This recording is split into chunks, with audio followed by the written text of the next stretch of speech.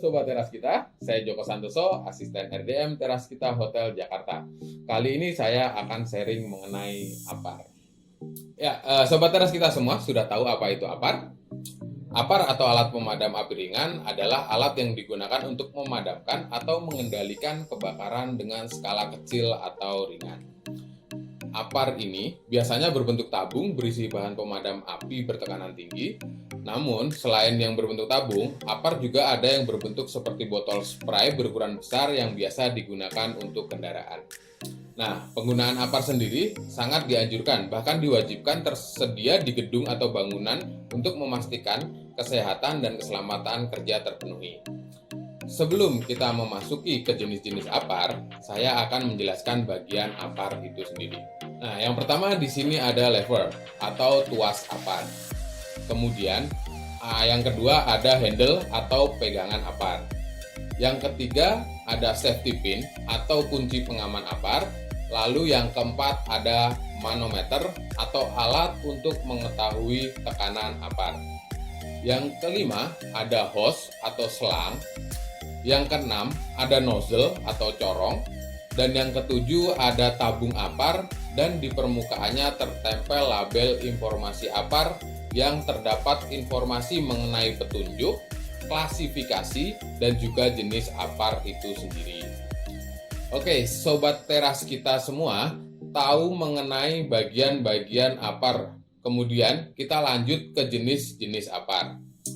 Yang pertama ada APAR jenis cairan atau water. Jenis ini APAR yang berisi air bertekanan tinggi sangat cocok untuk memadamkan api yang diakibatkan oleh bahan-bahan padat non-logam seperti kertas, kain, karet, plastik, dan jenis kebakaran kelas A lainnya.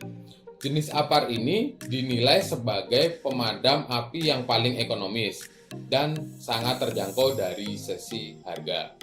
Namun, kekurangan dari jenis APAR yang satu ini kurang cocok digunakan untuk kebakaran yang disebabkan oleh instalasi listrik yang bertegangan atau kebakaran kelas C lainnya. Yang kedua, jenis busa atau foam. Jenis APAR yang satu ini memang terbuat dari bahan kimia yang dapat membentuk busa ketika kita semprotkan. Dan busa yang disemburkan oleh APAR ini dapat menutupi bahan yang terbakar sehingga oksigen tidak dapat masuk untuk proses pembakaran. APAR ini efektif digunakan untuk memadamkan kebakaran dari bahan-bahan non-logam seperti kertas, kain, karet, dan jenis kebakaran kelas A. Selain itu, APAR ini juga bisa diandalkan untuk memadamkan kebakaran yang ditimbulkan oleh bahan-bahan cair yang mudah terbakar seperti minyak, alkohol, solvent, dan jenis kebakaran kelas B lainnya. Yang ketiga, ada APAR jenis serbuk kimia atau dry chemical powder. Ini adalah APAR yang dianggap paling serbaguna karena sangat efektif untuk memadamkan kebakaran di hampir semua kelas, di kelas A, kelas B, dan juga kelas C. Cara kerja APAR ini adalah dengan mengeluarkan serbuk kering yang menyelimuti bahan terbakar sehingga memisahkan oksigen. Meskipun digunakan di hampir semua kelas kebakaran, namun jenis APAR ini tidak disarankan untuk di peralatan industri karena dapat mengotori dan merusak peralatan industri di area sekitarnya. Yang terakhir ada jenis karbon dioksida atau CO2. APAR jenis ini sangat cocok untuk memadamkan kebakaran yang dihasilkan oleh bahan bakar cair yang mudah terbakar, yaitu di kelas B, dan akibat instalasi listrik yang bertegangan atau di kelas C. Nah, Sobat Teras kita semua, yang tadi itu adalah jenis-jenis APAR. Sebelum kita lanjut ke cara penggunaan APAR, sebelumnya kita perlu tahu tipe APAR itu ada beberapa macam juga yang dibedakan dari beratnya. Ada yang 4,5 kilo, 6 kilo, 9 kilo, ada juga yang tipe lebih besarnya. Untuk yang ada di hadapan saya ini adalah tipe yang 4,5 kilo. Meskipun secara regulasi APAR itu dinyatakan dalam alat pemadam api ringan, namun pada hakikatnya sebenarnya APAR itu cukup berat ya Sobat Teras kita, jadi hati-hati dalam menggunakannya. Kemudian untuk cara penggunaannya terlebih dahulu kita harus melihat tekanan APAR. Di manometer kita bisa melihat di posisi hijau atau kuning atau merah. Nah, ini kita harus memastikan bahwa berada di posisi hijau. Kemudian kita lepas safety pin.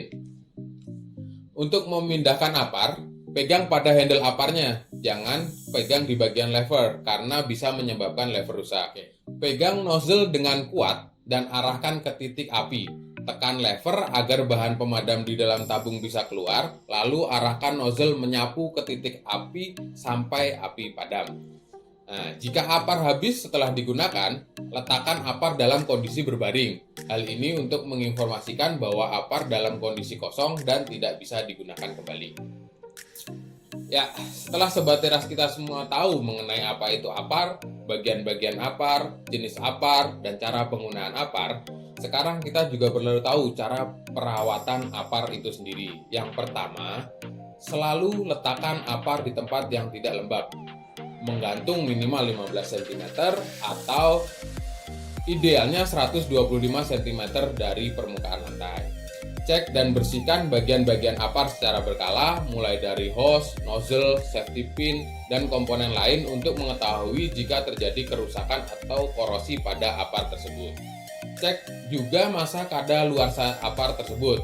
Segera isi ulang jika sudah memasuki masa kadaluarsa atau setelah digunakan. Khusus untuk apar yang berjenis dry chemical powder seperti ini, Sobat Teras kita semua bisa melakukan perawatan dengan cara diangkat dan dibolak-balik seperti ini. Dan saat membolak-balik, dengarkan suara powder yang berada di dalam tabung. Jika suaranya halus di dalam, berarti apar bisa digunakan. Namun jika terdengar seperti gumpalan, apar sudah tidak bisa digunakan dan harus segera dilakukan isi ulang. Demikian Sobat Teras kita yang bisa saya sharing kali ini. Semoga bermanfaat dan menambah wawasan kalian semua. Sekian dan terima kasih.